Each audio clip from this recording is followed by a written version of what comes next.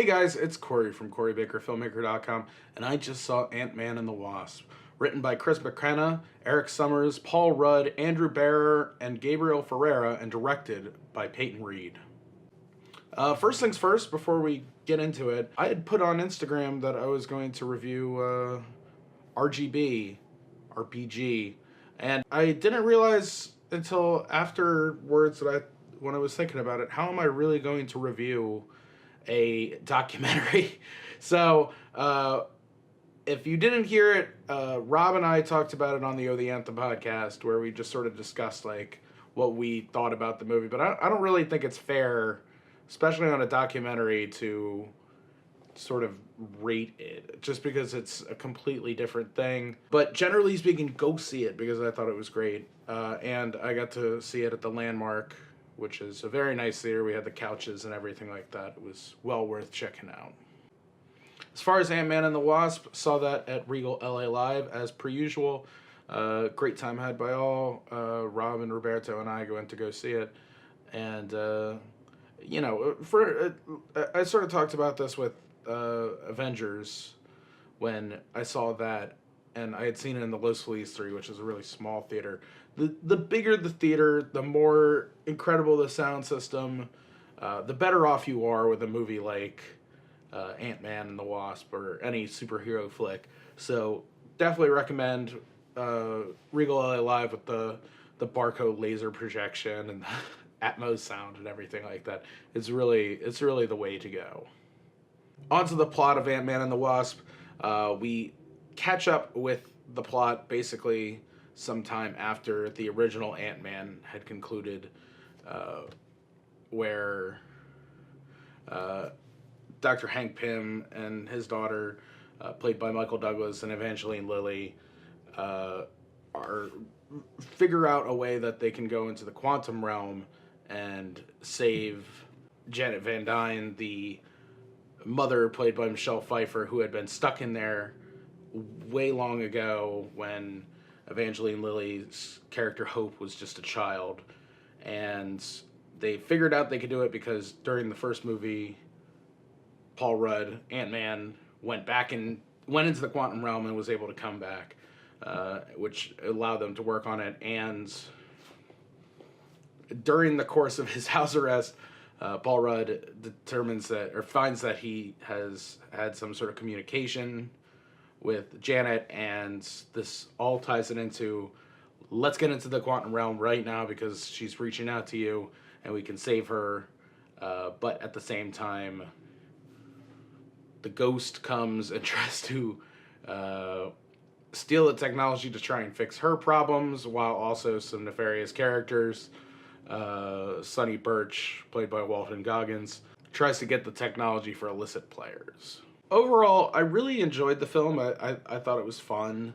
It's nice to have these like completely unnecessary, just fun, good time Marvel movies in the mix, because it seems like so much of what we've been getting recently from Marvel, especially with like Infinity War and stuff like that, has been about pushing the ball forward on the story, the grand story that's being told. And this one, I mean, you don't really need to know much about. I had never seen the original Ant-Man. It's just one of those things that I missed.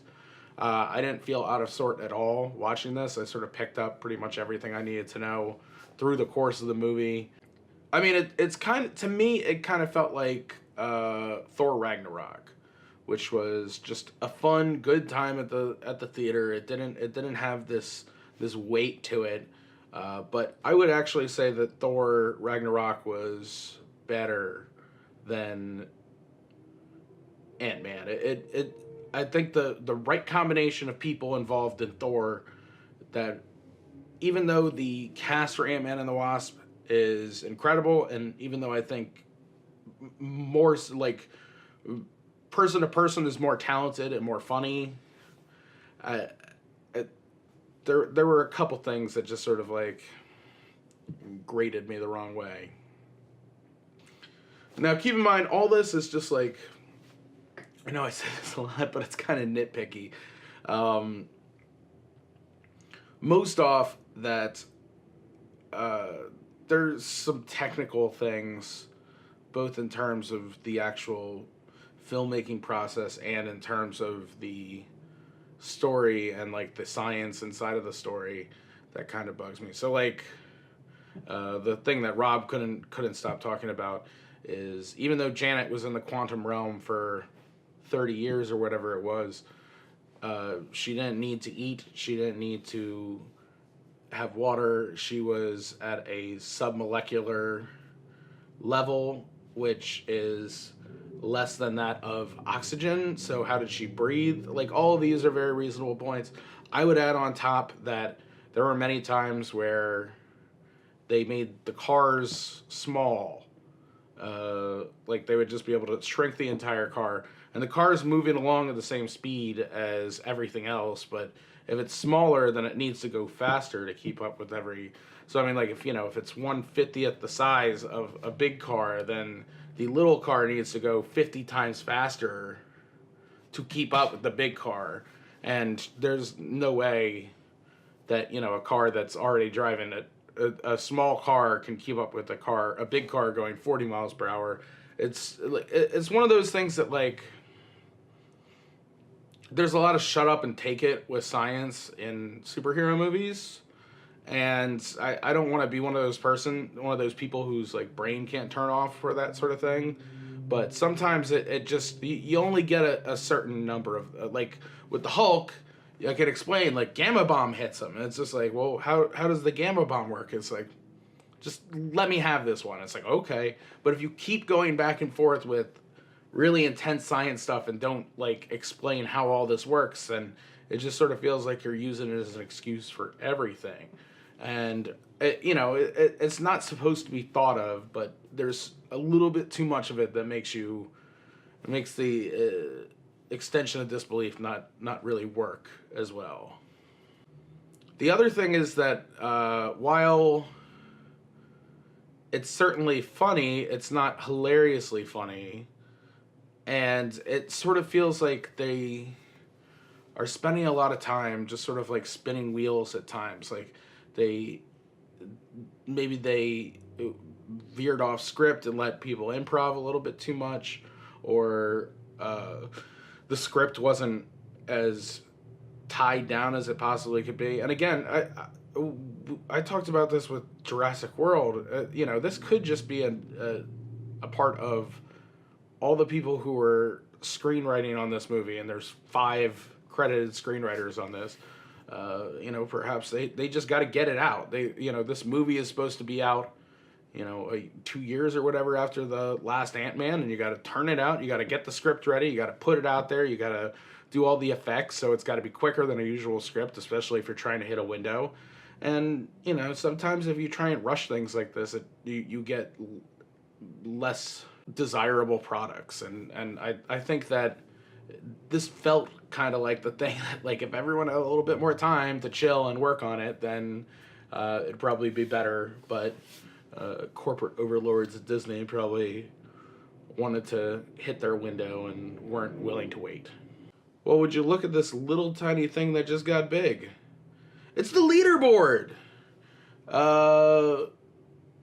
Once again, another not for the real LA Live. At this point, to me, because it's the closest multiplex to me, it's obviously the place I'm going to go most often, but I'm making a concerted effort to try and see more theaters so I can talk about them, especially in LA where you got so many of them. I've also, even though we didn't really talk about the RBG review other than on the podcast, I put Landmark up here on the movie leaderboard. Onto the movie leaderboard. So I like all the people in this, really. I think the casting was really great. And I think you got the right combination of comedic people and doing comedy in a way that isn't like, it can be played somewhat serious without being dry humor. It's funny on its own, even though the characters aren't cartoons. So, I mean, Paul Rudd obviously is a fantastic comedic actor. Evangeline Lilly does great. Michael Pena really steals the show a bunch of times. I liked Walton Goggins, but not like I wasn't crazy about him. And Randall Park had me laughing the whole time. He was probably one of my favorites of anybody in this whole thing. So definitely wouldn't mind seeing more Randall Park. But at the same time, it's just sort of like you got a lot of great people and a very slick, nice looking package, but it doesn't feed you at all. It doesn't give you the meat. So I will give Ant-Man and the Wasp a 7.1. Again, I don't know. Like, it's nice to be able to step away and take a breath from the Marvel Cinematic Universe and like sort of the heft that's been put on it recently. But I probably would have enjoyed it to be just like 10 to 15% more thought out. Like, if you could have given everybody who wrote on this thing another month to iron out the edges, I think it would have been significantly better. Anyway, that's it for me. If you want more, you can go to my website, CoryBakerFilmmaker.com, Facebook.com/CoryBakerFilm, or on Twitter, Instagram, Snapchat at LegendCB5. If you like this, please give it a like, share it with a friend, do whatever you do because I appreciate every little bit of it. And yeah, that's it for me. So if you don't mind, I am going to get really, really small and then really, really big and then take a nap.